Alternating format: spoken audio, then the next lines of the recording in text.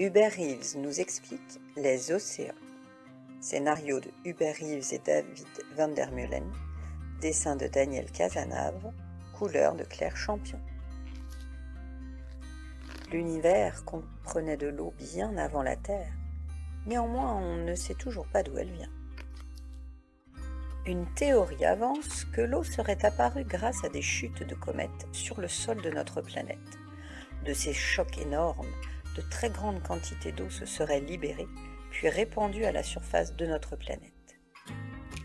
Nous sommes ici en Normandie, au bord de la Manche, dans la belle commune d'Étretat. Vous voyez toutes ces étendues d'eau. Elles recouvrent les 3/4 de notre planète. Les 3/4, c'est énorme. La Terre devrait plutôt s'appeler la mer, non? Oui, c'est vrai ça, Hubert. Pourquoi ne l'a-t-on pas appelée la mer? J'ai vu des photos de la Terre vues de l'espace. Elle est très bleue.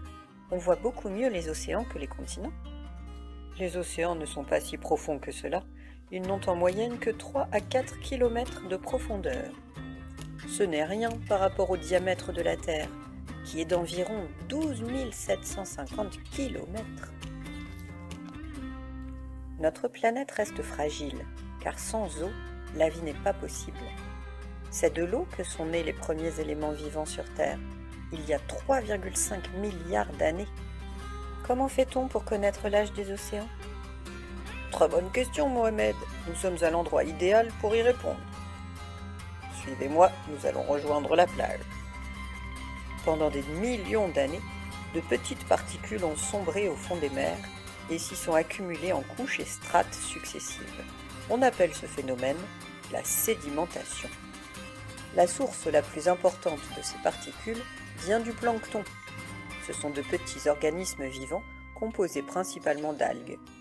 Ils vivent près de la surface des eaux dans la région où la lumière du soleil parvient en abondance. Et à leur mort, ils s'enfoncent et recouvrent le fond de l'océan. Plus tard, par des mouvements de terrain, ces couches marines ont émergé hors de l'eau et constitué ces superbes falaises. Regardez ce galet de craie. Voilà d'où provient la craie que nous utilisons au tableau dans les écoles. À l'origine, c'était de la boue constituée de petites coquilles d'algues unicellulaires. La mer a charrié ces minuscules coquilles qui ne font qu'1 millième de millimètre chacune. Si bien qu'avec le temps, les falaises ont grandi d'environ 1 cm tous les 10 000 ans.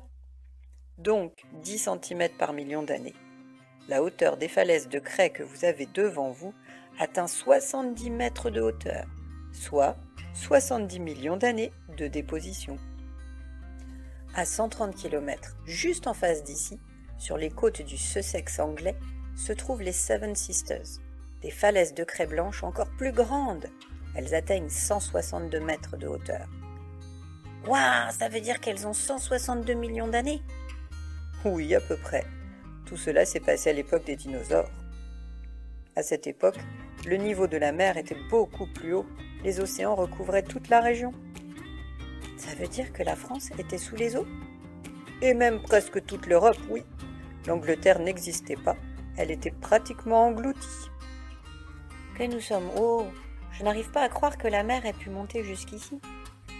Eh oui, ce fut le cas il y a 150 millions d'années.